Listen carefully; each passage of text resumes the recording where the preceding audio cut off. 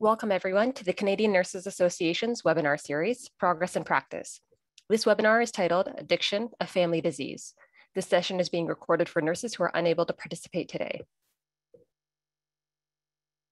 My name is Aidan Hamza and I'm the lead for policy at the Canadian Nurses Association, and I will be hosting this webinar. At the end of the presentation, we'll answer your questions, which you can type into the Q&A box that you see to the right of the slide. We will address as many questions as time allows. The certificate of participation will be provided to you in an email along with the recording of this webinar. And now a little bit about our presenters, Louise Lemieux-White and Lisa Gibbs. Louise Lemieux-White is a registered nurse and mother of 4 young adults. When Louise is not working at a busy hospital, you can find her volunteering tirelessly for the organization which she co-founded, called Families for Addiction Recovery, FAR. Families for Addiction Recovery is a grassroots Canadian charitable organization that was created as a result of Louise's personal insight into the lack of resources available to youth and adults, as well as their families, whose children struggle with a concurrent mental health disorder and substance use disorder. Lisa Gibbs is a seasoned professional within corporate philanthropic circles in Canada, having served that role for Canada's largest pharmacy chain between 2013 and 2020 and obtained a master's degree in philanthropy. Lisa is now the executive director for the Royal LePage Shelter Foundation. With experience leading a $3 million charitable foundation, she remains passionately responsive at the corners of for-profit and not-for-profit sectors, with a particular passion for charities supporting women's health and addictions treatment. I'd now like to pass it over to our presenters. Hi. Hello, everyone. Thank you for joining us today. I would like to start with a brief video before we go to a poll question. The video, just to preface where we're going with the video, we would like to gain, for everyone to begin with an understanding of where we are, what addiction is. I know this for some may be very basic, but at least it puts us all on the same page for this presentation. So we'll go ahead with the video.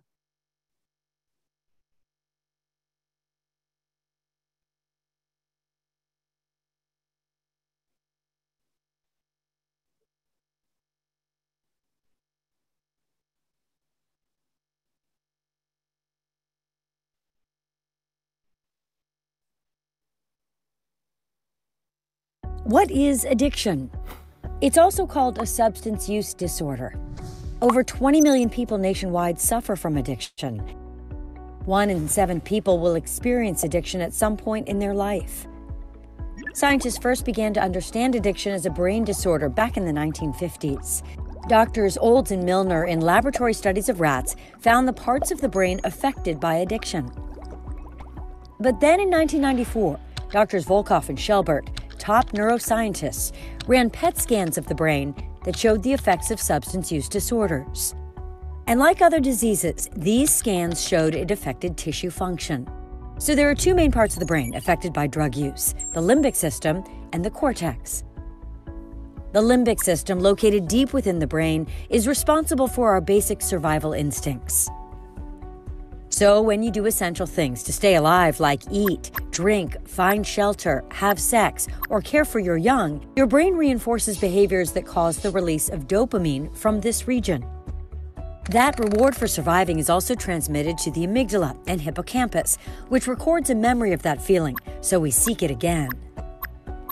This is our survival hardwiring. Addiction also affects this area, up here. That's the prefrontal cortex, which is what separates us from other animals. And this is where decision-making and impulse control live. When drugs or alcohol are used, they activate the very same dopamine process in the survival center. And when use is repeated, that substance can hijack that part of the brain. This hijacker changes the brain and weakens this system to make it believe that the primary need for survival is the drug. In hijacking the brain, it can usurp those primary motivations: food, water, shelter, sex, and protecting our young. And the hijacker needs more and more of the substance to activate the same level of reward or feeling of pleasure, causing the brain tissue to become increasingly damaged with continued drug use. So why don't all people who use alcohol or drugs become addicted? There are factors that contribute to the development of a substance use disorder. They include individual factors like your genes, your age of exposure, and then environmental factors like drug availability. But there is good news. Addiction is preventable. Key factors that aid in preventing addiction can be categorized into two parts: risk factors and protective factors. Protective factors range from parental involvement, programs that improve self-control, limiting availability, and increasing attachment to your community. Another key element in preventing substance use disorders is to delay when use begins. Put simply, prevention is about delaying the onset of first use. In the adolescent brain, where brain tissue is more vulnerable, the hijacker is more prone to weaken the brain and plant itself as a disease.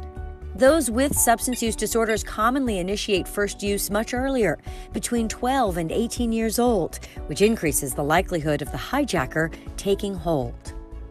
But if the hijacker does take hold, addiction is treatable. Advancements have been made in assessments, treatment programs, recovery supports, and medications to treat addiction.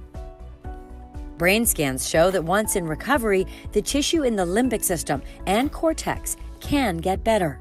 With your help, we can expand these innovations to help millions of individuals and families and ensure that addiction is treated as the medical issue that it is.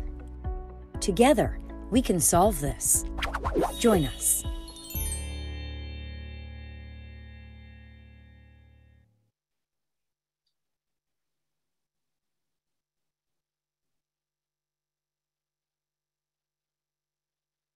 Thank you for the video. So I'd like to begin begin with the video, but then I'd like to begin with asking everybody out there for an answer to this question. So there's going to be a poll presented.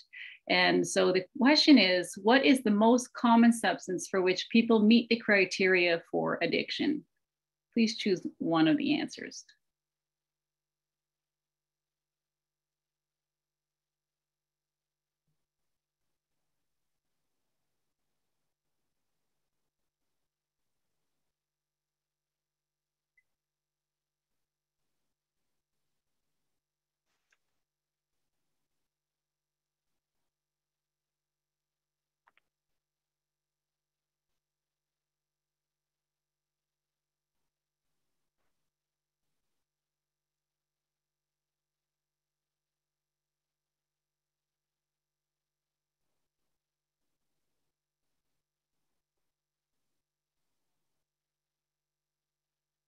I think we could end the poll at this point. Looks like 90% have answered. Of the percentage that have answered, the majority have chosen alcohol. And that is actually correct. I see that there are some people also who have answered energy drinks. Primarily, the consumers of energy drinks are youth. They're readily available.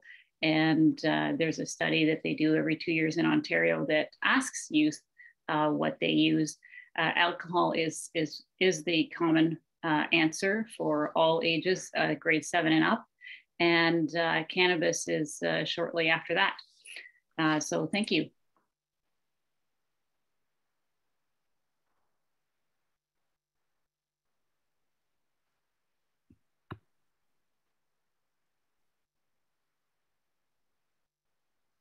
So I'd like to move on to a few statistics about addiction in Canada, or commonly known as a substance use disorder, as they said in the video.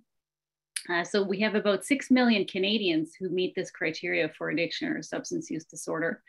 And when you think about it, every one of those individuals is surrounded by families. And so that's where we come in as the concerned families of people who use substances problematically. The second statistics is also quite disturbing, in that young people between the ages of 15 and 24 are more likely to experience mental illness and addiction than any other age group. So all the more reason where family members are intricately involved with, say, a 15-year-old versus like a 39-year-old. Likely the 15-year-old is more surrounded by family members. They're they're not often independent of family. So once again, family members are surrounding these individuals and watching and trying to help these individuals who are using substances problematically. Men have higher rates of addiction than women, and also that mental illness, people who struggle with mental illness are 2 times more likely to struggle with substance use disorder, which makes sense when you understand a lot more about why people use substances and why they then begin to use substances problematically, which we'll get into shortly.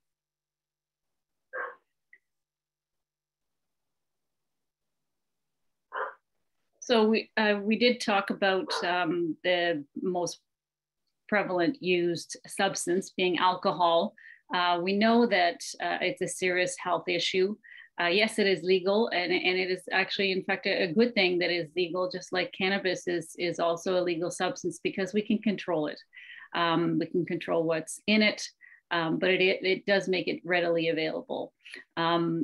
Interesting fun fact, since cannabis has been legalized in the pediatric, say the grade 12 and under population, there has not been an increase in cannabis use according to the Ontario study. That's Ontario population. So, you know, legalizing a substance, it makes it safer for people using it. Is there still a black market? Yes, there is, but very little of a black market for alcohol. So, because it has been a regulated substance for a long time.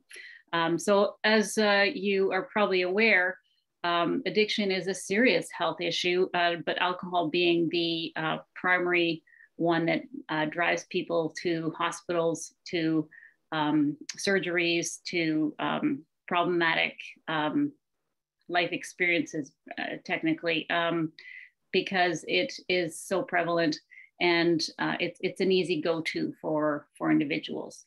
There is a $46 billion price tag to the cost of addiction in Canada, and that's not just in medical care.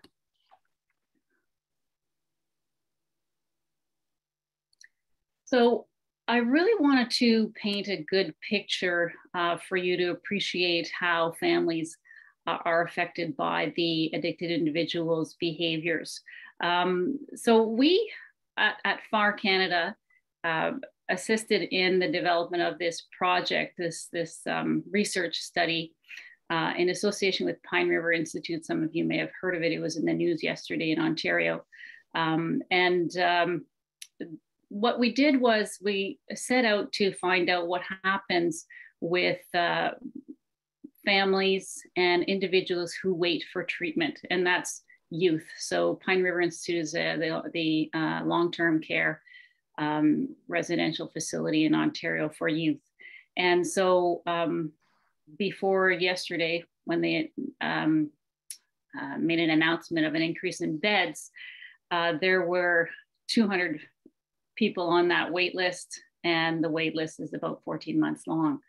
And so these parents watch their children struggle and suffer with problematic substance use and concurrent mental illness. And so this is one of the parents' responses to these questions that were asked of them: what happens while these children wait for treatment?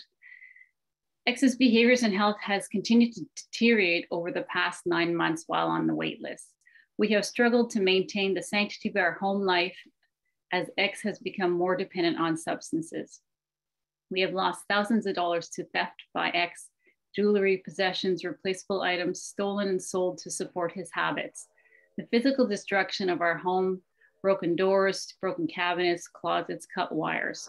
Finally, our very marriage is in jeopardy as we continue to struggle to advocate for X in our efforts to get him help. It's a great snapshot to give you to highlight how the families are so intricately involved, particularly with youth. I mean, it could be your sibling, it could be your parent, it could be, you know, your spouse who struggles, or some of your clients. But you know, if you are a family member, you are dragged along for the ride.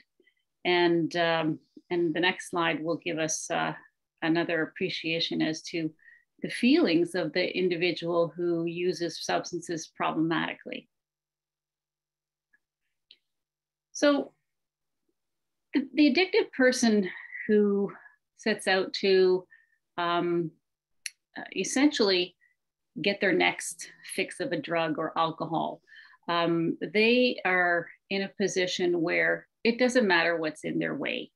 We're parents with lived experience. We have seen and observed and through some of our parent support programs, supported many parents and family members who have watched their loved ones struggle. And the person doesn't set out with intent to harm their loved one. They really don't know what they're doing at the moment if they steal or break items in the house. They have a lack of awareness of what they're doing. And then there's also a lack of capacity because they are trying to make themselves feel better by accessing the drugs. You see, the addiction is not really a choice. What it is the drugs make them feel better. Whereas the rest of us who don't have a problematic use problem, we may use and we may not use. We don't need to go for the next fix. But somebody who struggles will use and then say, aha, that makes me feel better because I struggle so much internally. I have emotional pain, I have trauma, and using takes me out of that discomfort and pain that I feel on a regular basis. So using makes them feel normal. So when they're sort of between moments of use or incapacity, they feel immense shame. And so, when they're using for the purpose of feeling normal, they feel normal, like the rest of us. All they want to do is feel like the rest of us who are feeling normal. And yet then they feel quite shameful about some of their actions and remorse for some of the actions that they may have done to the people around them.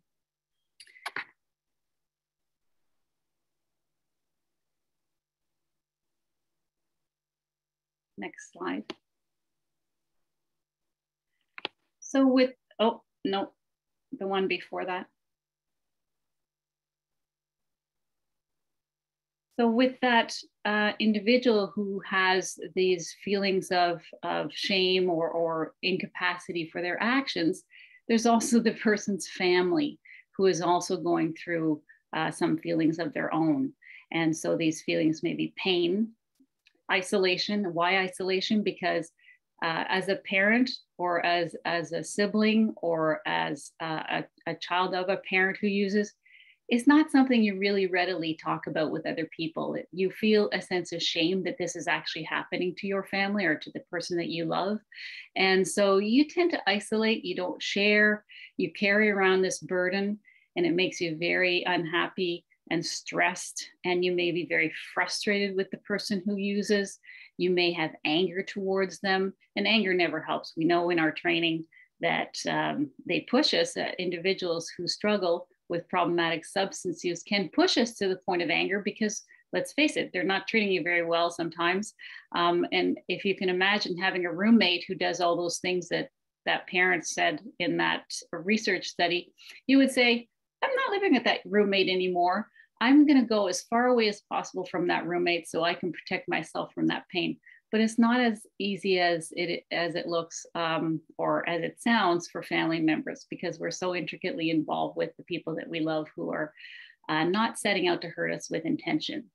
So there's lots of strain on relationships, lots of stress for family members or people that you love. There's also the fear of overdose and death, which is, we're going to talk about that because that's Canada's other epidemic. And then the parents or the family members themselves, because of all this chaos in the house, they can start to turn to substances or have a serious depression themselves. So they end up having a mental illness through this process. So the families are so intricately involved. It's hard not to be sucked into the chaos that the person who uses substances problematically is happening in your house, under your roof. Next slide. As Louise mentioned, the other epidemic is opioids, of course. We know that the number of lives that have been taken due to opioid addiction is just colossal. 21,000. The death rate worsened, of course, since COVID, and certainly the lives of young Canadians have been impacted. A recent Globe and Mail article from September 18th revealed that over 12 deaths per day are as a result of opioid addiction. And the overwhelming consensus by experts and mothers alike is the deaths owing to opioids and other drugs are preventable. Next slide, please.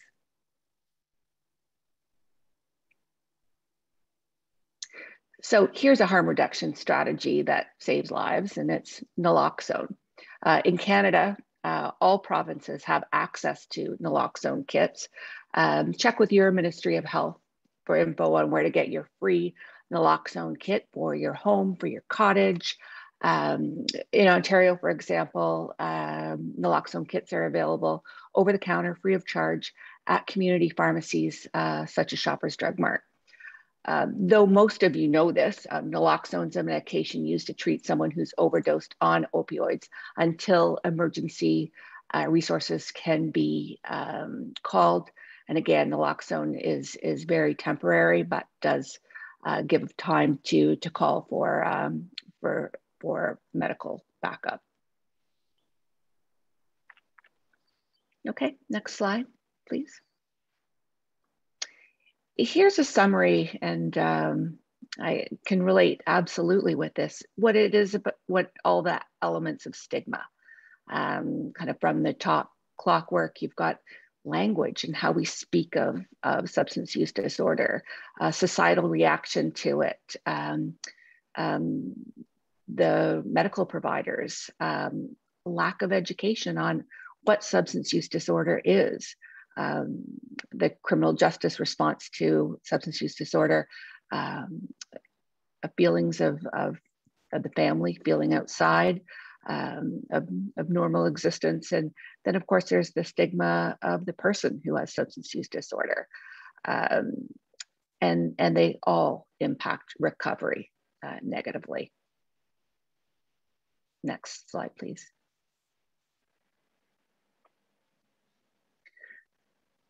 So how is stigma harmful? It has negative effects, of course. People may avoid treatment because they experience judgment. For example, blaming and shaming and or poor treatment. People often internalize the stigma. They see themselves as bad or weak or lazy or sinful, and which can drive further substance use. People may isolate themselves and socialize with others with similar conditions. And this can make recovery that much harder as they leave their social circle and reintegrate into a society where they may have been judged and treated badly. Families may isolate themselves to avoid the judgment of their communities, and certainly something that we can identify with. And it restricts the funds that should be directed to advancing research and treatment of substance use disorder. And it results in longer line wait lists for treatment. Next slide, please. So here's one tactic to help to end stigma, and how can you help, you ask? Let's start with language. The language we use has a direct impact on the people around you. You can reduce stigma by changing the words you use to talk about drug use. Using maybe more kind words can make it easier for someone to speak up, to feel understood, or to receive help. Use person first language, such as the person who uses drugs instead of drug user. So again, that's the person who uses drugs rather than drug user, which is such a common reference point. Use neutral, medically accurate words when describing drug use. Next slide, please. So this all takes us to why I co-founded the organization Families for Addiction Recovery. As Aidan mentioned, we are a grassroots organization. We're all run by volunteers. And so we're all parents with lived experience. Where I came from, I had a daughter. I have 4 children, as Aidan mentioned. My youngest daughter struggled with, from a young age, with a mental illness and subsequent substance use disorder. She was very young and we were afraid for her life. She stopped basically living her normal life, didn't go to school anymore, only left the house to get more drugs, and stopped being an active participant in our family. No competitive sports, no competitive dance, no school, nothing. All we saw from her is her demise, and we lived in fear of her life every single day. We did the thing, rather than wait for that 2-year wait list, or 14-month, wait list for us to get our daughter into treatment in Canada, we sent her to the US for care. Not everybody can do that. Hardly anybody can do that. It costs a fortune. But my point is that we need treatment on demand in this country. And because of our ability to do that, and we know how many parents or families cannot do such a thing, we formed Families for Addiction Recovery because we want to support those families. But I have a good news ending. My daughter is now 7 years in recovery, and it's, as some of you may not be aware, it is Recovery Month in Ontario, actually Canada, sorry. So we have celebrated 7 months of her recovery, but a lot of families still struggle, and we offer those supports to families. So that's why we formed this organization. We also advocate for healthy drug policy and including harm reduction, and we educate just like what we're doing today. Lisa, you also have a story to share about your son. I do. Next slide, please. This is my first baby. We nicknamed him the King because any room he entered, he was the focus. When he became dependent on alcohol and cannabis at age 17, all that changed. Instead of the King entering the room, he sucked the air out of the room. It was devastating to our family, including his younger siblings who emulated him. As a family, we struggled. There's so much stigma involved. Had I not been a good mother, what was his future going to be?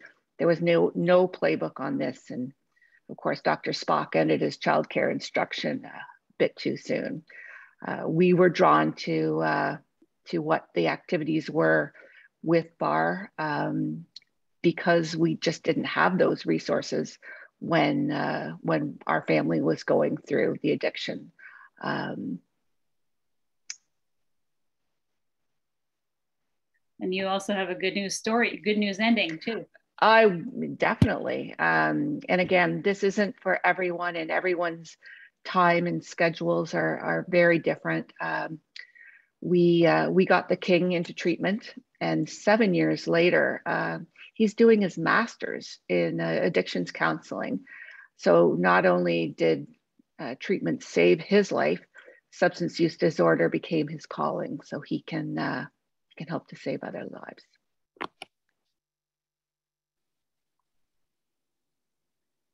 Next slide. So as I mentioned, we have our main goal is recovery for all. That includes not just the person struggling with substance use disorder, but also the families that are so intricately involved. So we support, educate, and advocate, like I was saying earlier. Next slide. So we support families. We offer 3 types of parent supports. We also have siblings that attend, and we are nationwide, and we're all supported. We're all volunteers. So we have and we have training. There's 3 types of training, or 3. There's training for all our parents who offer the support, and one is CRAFT, which is community reinforcement and family training, motivational interviewing, and acceptance and commitment therapy. So this is the training that all our parent volunteers have to support other parents. Next slide.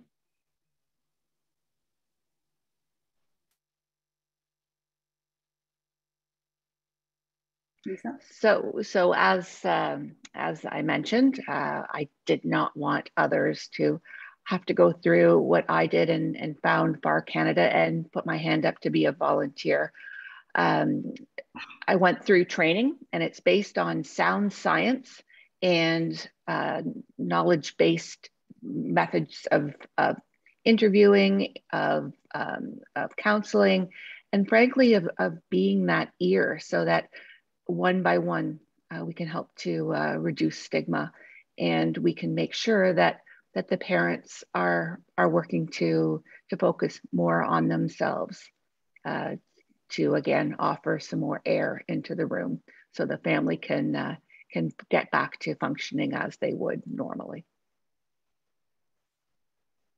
Next slide.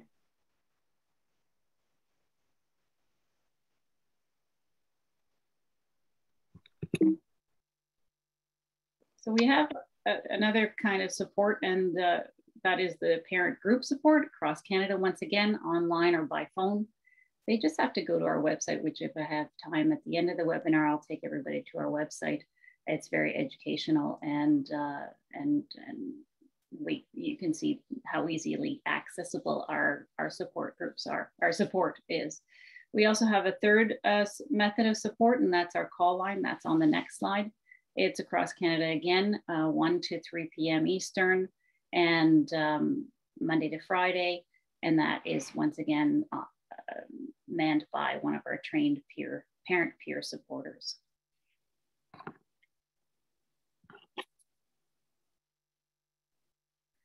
We have some testimonials. Actually, we have evaluations at the end of all our contact with parents. The one-on-one, not the group or the phone call, line, but the one-on-one parent support.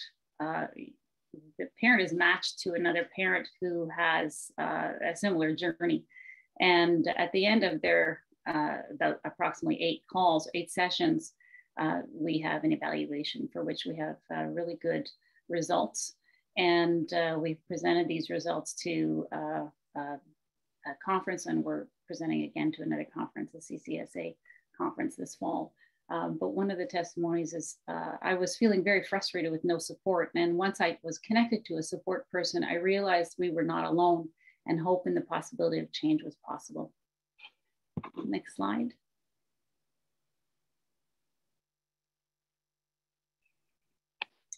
So really what I would like for nurses to take away from this is not only that addiction is not a choice, that you're not alone, even if it's just a colleague who is struggling, but you know, there are things that you can do, and one of them is to talk about the language. I mean, you know, acknowledge the language that you use. Lisa mentioned some tools for you to use person-friendly language, so that we're not contributing to the stigma. We all have a role to play, not just nurses, but everybody in society has a role to play when it comes to making people who struggle with substance use disorder, you know, not feel like they're awful human beings, because they're not. They're, how we look at them and how society should look at them is that they're actually sick, they're ill, and that they are managing however best they can to get through what is their next hour or next day. And also acknowledging that families are doing the same. And I also want to acknowledge that, with the opioid crisis, we've had many parents call us having lost their children, and our hearts go out to these families. We're in the middle of an opioid crisis, an opioid poisoning crisis, and if we as nurses can destigmatize, imagine how helpful that would be for your clients, your loved ones, to feel that much more worthy to seek the help they want, not make them feel judged or like they're not worthy. So our language is so key. Next point is educate yourselves. So we know through education, knowledge is power. And when we have a little bit more knowledge, that's what we find actually when we have parents call us and they are really angry with their child. And then we, explore that a little bit. We validate it and we say, how are you, how do you think, or what, so the question that I want to ask is, how do you think your child is feeling right now? What do you know about your child's struggles right now? And because I'd like to help you navigate that. And that's what we do as parents through our support programs, is bring them down to a sympathetic, empathetic place so they can bring down the anger and start bringing out the empathy and compassion for their loved one or the person that is their child, that is living under their roof, that is doing these things that they aren't aware of, they feel they don't have any control. So education is really, really key. And we have a great website where we can send our callers in. Being aware of our attitudes as nurses.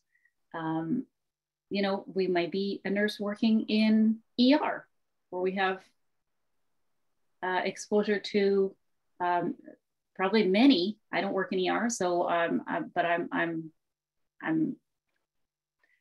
I wouldn't be surprised if ER nurses are seeing many opioid overdoses, and bringing that sympathy, empathy, respect for the individual and their illness, and parking our attitudes and judgment would do a lot for caring for this individual. And sometimes that's all it takes for the actual individual to say, hey, that person recognized that I'm a human being, not just a drug addict, right? So our language, once again, parking our attitudes and putting aside our judgment. A lot of what we do through our supports is validate the journey. A lot of what we do is just listen, and we go, wow, yeah, that's a really awful journey you're on. And I can appreciate that because I've been there. And it just makes them feel so less alone. And that's the same thing that nurses can do. When somebody does open up, we continue to open the door. We offer that validation and say, wow, it must be really hard for you. Tell me more about that. And what we find is the floodgates do eventually open up if they see that they're valued as human beings, worthy. And like I said, it could just be a colleague. So it's so important, rather than saying, oh, that's ridiculous, right? Or, well, that sucks for you. Like it's all in our delivery, right? Something else we can do is be collaborative. So work with others, work with the person who struggles. Instead of saying you should seek help for this problem. You spoken to your doctor? Say, what have you done for your problem? It sounds like you're getting to a place where you think you might need some help. What have you done for that? And how can I help you with that? So being collaborative, asking them what they want, meeting them where they are, identifying some challenges that are present day for the moment, These are very, very important tools for nurses because we have those opportunities. We have those opportunities to get really close to our patients, right? We're not fly in, fly out. We are assisting them in some of their worst moments, correct? That's what nurses do. Some of the best moments and some of the worst moments of their lives. That's when we are there for them. Self-care. Self-care is so important. We know from just the parent experience that when you have a loved one who is struggling so much with problematic substance use, we get sucked, like Lisa was saying, we get sucked into the process. The air gets sucked out of the room. We say, my whole life revolves around this person who is using problematically. And yet we have a life. We have a life. We might have a spouse. We might have other children. We might have a job, a responsibility to society. And sometimes that gets left behind or not paid attention to as much. And we don't take care of ourselves through that process. And nobody else takes care of you but you, right? And so recognizing that sometimes it, like if you see a loved one who is struggling because their child or parent or sibling or whoever is struggling, acknowledging that and saying, you know, what are you doing for yourself? How can I help you? Help you, right? When you have parents, you might be pediatric nurses dealing with children coming into ERs or in your clinic. I'm not sure where all the nurses are who are calling in. Send them to Families for Addiction Recovery. Our website is resource rich. And if I have a moment now, I'd like to go to the last slide. I think it's about language, but we've already discussed language. And the last few points about language, I just wanted to make a point is that we also need to advocate for someone who's being mistreated. And what I mean by that is I've had a few opportunities to interject when somebody says, oh, you know, this is the line that I've heard, you know, those drug addicts on the downtown east side. And I'm like, I'm sorry, you know, I don't think that's very respectful language. So intervening and giving them an option for calling somebody who's struggling with problematic substance use and maybe highlighting that they might be sick and dealing with their own stuff. So, you know, language does matter, and advocating for someone who's being mistreated either through language or being mistreated, period, right? And of course, that recovery is possible. When we know that there are people who have recovered and can recover, it's very inspiring for people. So sharing those good news stories. And I'd like to end with how you can reach us and go to the website just quickly. I'm going to share my screen.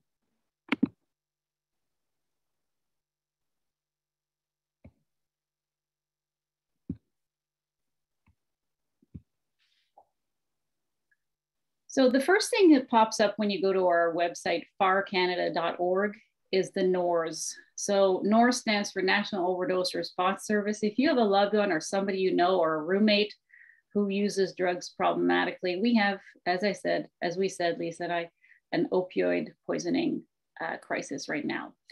This is a non-judgmental phone call service, that the user can call before they use, and they will stay on the line while the person is using. So that's our first pop-up. There we are, our organization, what we offer families, supporting yourself, etc. What we have here is our parent-to-parent support and our parent support groups. You can follow us on Twitter. Here we are, the CNA notification. Understanding addiction. What is addiction? What are the risk factors? There's lots of information for you as nurses, for you as parents, siblings, children of parents who have a struggle with substance use disorder. So feel free, jump on, join us, and we'd be happy to have you on our distribution so we can keep you up to date about our happenings across this country. Thank you very much for joining us today. Thank you.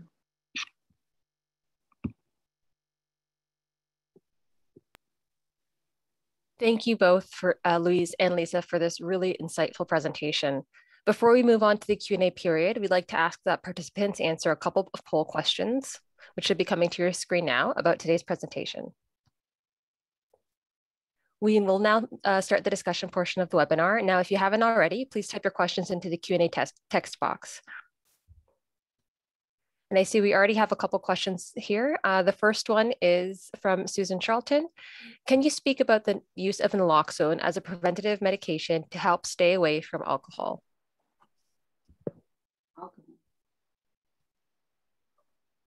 To stay away from alcohol. So my understanding, so that I have not read about naloxone for preventing alcohol use. There is a Camprosate and naltrexone that is on the formulary, I know in Ontario, likely across this country as well. I'm not sure if it's distributed publicly or you have, or it's on a formulary where it's covered. But Lisa, any information about naloxone? Were you thinking naltrexone? Sorry, maybe the person is thinking naltrexone.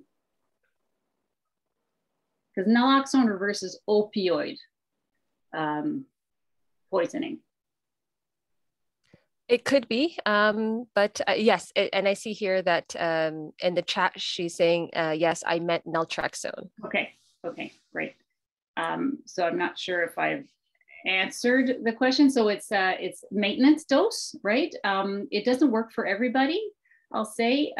We know from research that naltrexone as well as acamprosate don't work for all individuals, and it may be worthy for individuals themselves to consult with a RAM clinic, that's Rapid Access Addiction Medicine clinics that are across this country in many communities, and they keep expanding the opening of these clinics where they can offer harm reduction strategies such as alcohol maintenance, Suboxone, methadone, these sorts of harm reduction medications.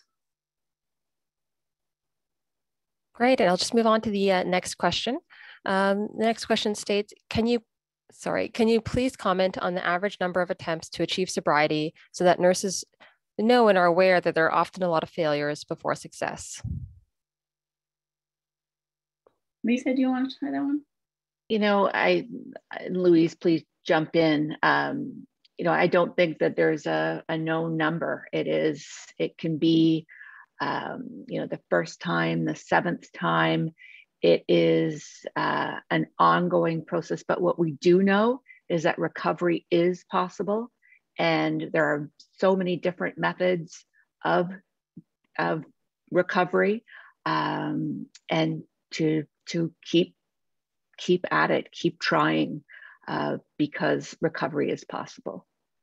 And it is a brain disease that has known relapses. It's sadly, relapses can be extremely dangerous for some individuals, especially somebody who is using opioids. So, it's a relapsing disease. We have to do our best as a society with public health measures to try to prevent overdoses and to support individuals who try to seek recovery.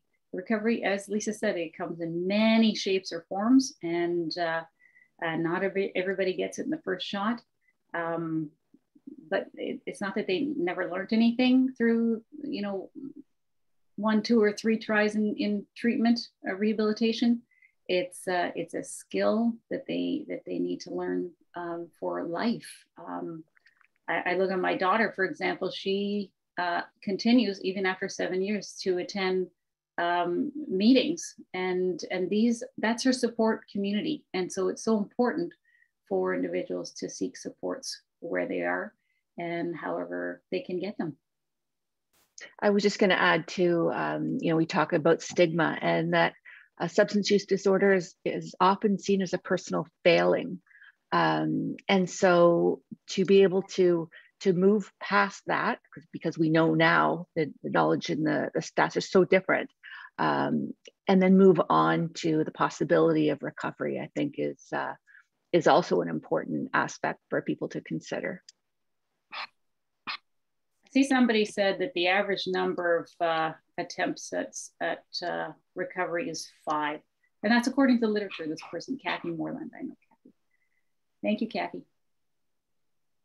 Great. And the next question we have is asking around commenting or speaking to the childhood adverse effects in terms of risk of addiction.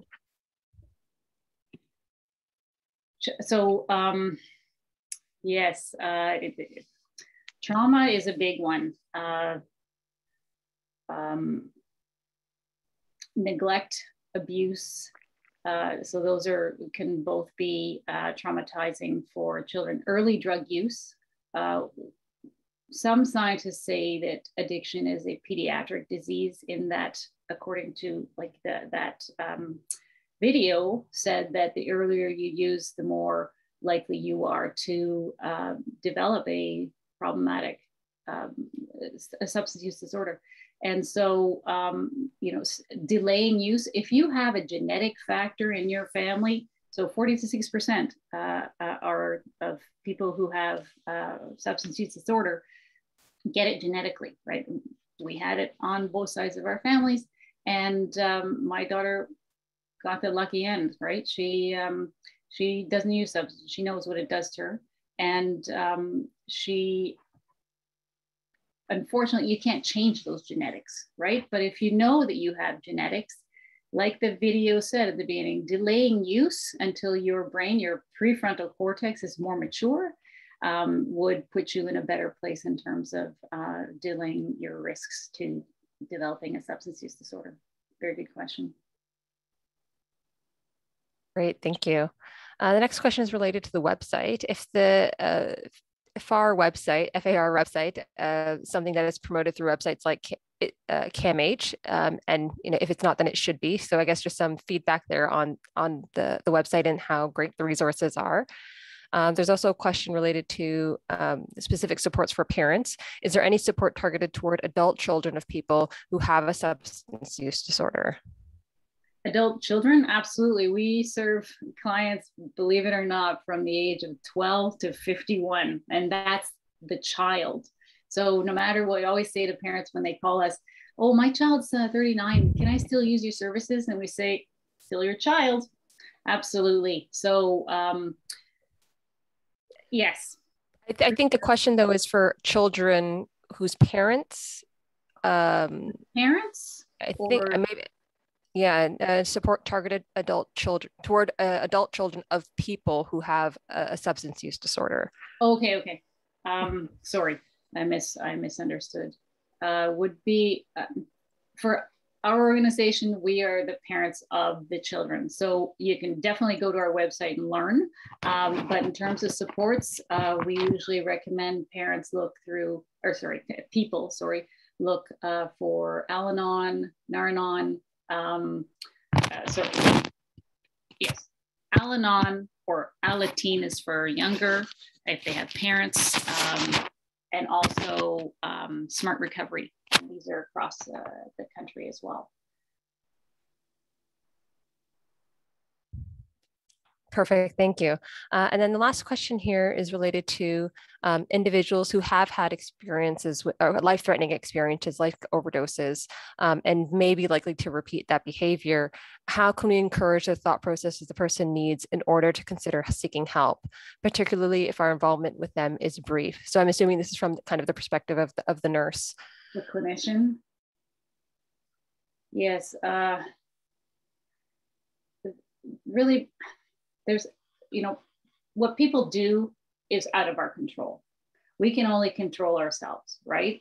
So as a nurse, I would say go back to that slide where it says what you can do, and using your language, building empathy and compassion for the individual who struggles would be a good place to begin a conversation around, hey, you know, I care about you. I'm not sure what's going on in terms of your life right now, and I can see that you're struggling. Can I offer you something in terms of, you know, where to go for help? You know, maybe that's the reach that they need, is to just hear that you value them enough to say, you know, there's a RAM clinic, or there's supports, there's CAMH. Can I give you a phone number you can reach out to help? And here's another naloxone kit, and never use alone. Phone the NORS number, right? We get those calls, sadly, and even parents don't have control over their children, whether they're 12 or 39. And, but we do have control over how we interact with them. And we do have control over ourselves, our response to how we are living with people that we love within our lives who use substances problematically. And I believe we have one other question that we received beforehand. What can I do if I'm concerned about my loved one's use? As we know, there are nurses who we may experience this in practice, but we could also experience it in our own personal lives. And so that presents a different challenge, I think, for many. Absolutely. People who struggle in our own lives, once again, the language, the compassion and empathy. We also recommend to all the people who reach out to us to read this book called Beyond Addiction. You'll find it under our resource section. There's great webinars, podcasts to support people who love people who are addicted to drugs. And so this book is called Beyond Addiction. It's a great resource, gives families and people even who just have a best friend who uses problematically, skills to communicate with them, skills to take care of yourselves, skills to set healthy boundaries, things like that. So education is really key. Louise, I've got the book up. Oh, amazing. There it is. There it is. Yeah, amazing. Perfect. Well, thank you both again for such a great presentation and also for such a great discussion. We really hope that for those who are attending today, we hope the session stimulated your thinking about the impact of addiction on families, and hope also to help in your nursing practice as we care for our patients and clients, but also their families as well. You can access recordings of our webinars by visiting CNA's YouTube channel as well. And thank you so much for your participation today. Looking forward to the next meeting. And again, thank you again, Louise and Lisa. Thank you. Thank you, everybody. Have a great day.